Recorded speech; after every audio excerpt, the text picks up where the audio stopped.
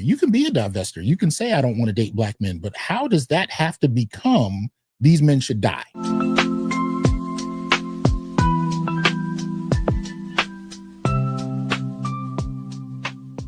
I wanted to show you this real quick from Brutal Reviews BCW. He says, don't forget black women conspiring with the Klan on Clubhouse last week. Did you hear or see about this? Because I just saw it and talked with the guys at Daily Rap Crew on Saturday about this. And for those who aren't aware, this is where in our community, we love coming up with new terms. Well, in all communities, I guess people love coming up with new terms to call different things. So there's black women who have sworn away from wanting to deal and date and deal with black men.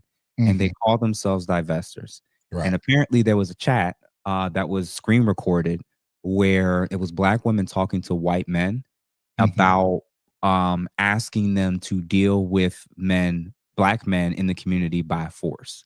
Right. Not in some whole, we need to protect the community, but it was more so through the lens of like, you need to snuff them out. What are your thoughts about how it's gotten to this point? And what are your thoughts about that, man? Because I think what happens is when I talk about women in our community and things that need to improve or change, the hope is for reunification. The hope is for their outcomes to look better, for less single parent homes, for more marriages, for more stability in the community. That's why I'm isolating and talking about these things. And I've been trying to explain to a lot of the ladies in the space, the women you surround yourself with, the way that you're voting, who you're aligning with, constantly demonizing men, you're on the spectrum of women who are actually acting and talking like this. And you may not realize how closely your talking points and ideology is very similar to theirs, where it's of either subtle, simmering, or even outright hatred towards men or specifically black men. So what are your thoughts, man, about this crazy stuff? I mean, to me, this is a snowballing. I mean, if you look at the late 1970s, when you started to really see black feminism starting to congeal in and of itself, it still was considered a fairly isolated kind of phenomenon necessarily. But by the time you get to the early 1980s, you see it transitioned into the mainstream through people like Oprah Winfrey, who popularized it. I always call her the spigot, right? The moment she turned the faucet on, a lot of that was kind of transferred to the mainstream from these fairly obscure spaces. And it really began to be digested in that time period. So I grew up in the time period where I heard 17-year-old girls saying you needed to have 6 figures to date them.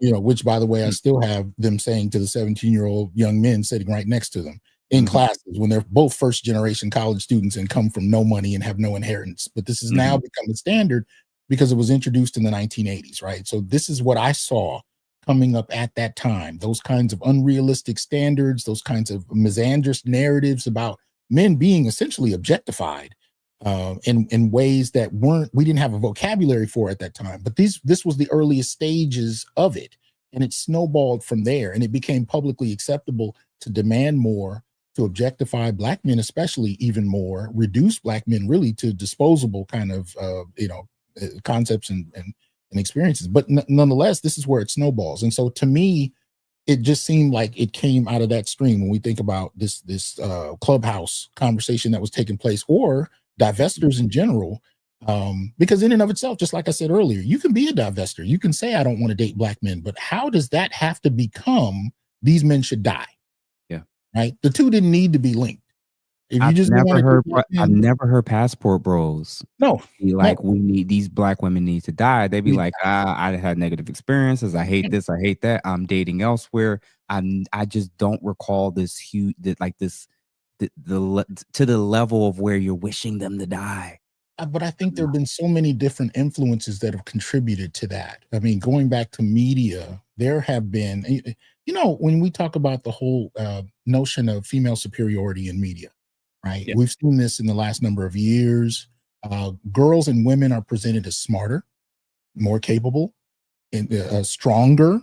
You got 110-pound women knocking 250-pound men through walls. That's why Disney looks so crazy right now. Exactly, right? But it's become normalized in many respects. We're not surprised to see it, right? But when you think about it, there have been millions of instances, and I've watched this, especially with young men, but who are taking these images in. I mean, my son was 12, and when he first told me. He said, Dad, I've never seen a man or male beat a female at anything in media, TV, cartoons, movies. He had never seen a male beat a female at anything. And I'm thinking that's interesting. So when you look at that and you start to put it into context, when you think about media, right, you basically have each person that has watched TV, has been on the internet, so on and so forth. You've likely had millions of instances of this kind of micro programming that's taken place. Right? Micro programming. You've watched millions of instances where women have been smarter, better, stronger, more capable in every context. Now, what happens to the average person if you've been introduced to millions of those incidents? And the stories are almost irrelevant, but the stories are all over the place. It could be a dream sequence, it could be a sci-fi movie, it could be a romance. It doesn't matter. The context may change, but the imagery is still consistent. Women are fundamentally your superiors. You are insufficient. You are less than. When you have that kind of idea being pumped through every media vehicle possible, alongside policy that has traditionally and historically allowed, particularly in the Black community, Black men and women to have different experiences, right? In terms of access to resources, in terms of, when you have those kind of things reinforcing your life experience on a material level, experiential level, just the media intake, these things take on a bent of their own. So it doesn't surprise me when you reach a point where these women are at the point of calling for Black male death. I mean, especially if you've gone to college and I've seen them socialize the way they have, where Black women are essentially living in these kind of social bubbles amongst each other, where their narratives are uninterrupted by men's experiences, men's perceptions. They're able to function strictly on watching shows that are created for and by women, talking to each other, socializing with each other. So these opinions and perspectives are able to grow in extremity without any pushback from men, because we have vastly different social spaces. And there's a kind of solipsism that I've been talking about for years that many of these women can have, where they're able to function as if no one else exists. And so it doesn't surprise me that it can reach such a point with some women where it becomes that hostile, where they're calling for death. Or what we've seen in Twitter over the years, where Black men were considered bullet bags. Yeah. When have you ever heard that language before? Never. Where Black men are considered bullet bags, right? Never. It's unprecedented. You know what I mean? So, but yeah, I think when you look at the environment and you look at what's been happening, it's almost kind of inevitable that you're going to reach that kind of extremity at some point. But I think we finally hit the pushback point, though. But go ahead. Sorry. Yeah, we should have caught it when they were talking about if you are pregnant and you find out you're going to have a boy, abort it. Yeah. We should have caught it when they would say things about we should have caught it with stuff like that. We should have caught it where every time a Black man gets accused of something, the default position, they know who they're going to side with. And if it turns out he gets accused of something by a non-Black woman, they say he deserves whatever happens to him. So I think that we kind of sat on the sidelines. And when I talked to the brothers at Daily Rap Crew this weekend, and I told them this is I think when we're doing this little, let's debate on social media, let's debate on these podcasts, I don't think people realize truly how terrifyingly dangerous this ideology can be and lead to. It's not just about false allegations. It's not just about potential jail time for people that don't deserve it. Men are going to lose their lives when you have women with this ideology that will use other men as a means to cause harm to men. Fellas, you should know this, and many of you may have experienced it. The subtle signs of it. When you mentioned about the professor who, when he wanted to break up with the girlfriend, she calls the university, makes a claim, completely ruins his career. Fellas, these are the wake up calls. When you see, and this is not just about the ladies that outwardly do it. It's also about those that silently co-sign.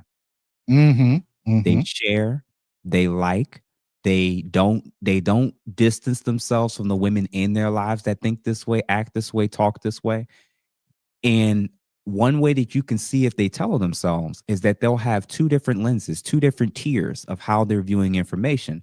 So when we talk to women about equality and things not being fair, in their worldview, in their mind, there's a reason why that is. So what is an example? When we say, oh, we this isn't fair, this isn't equal, uh paternity tests. We think that there should be mandatory paternity tests, and you'll see women balk at that, and we were like, Oh wait a yeah. minute, Oh yeah. shouldn't every child know who their father is, and shouldn't every man know? And then there was an invasion of her privacy, and you're accusing her of cheating, and blah blah blah blah blah.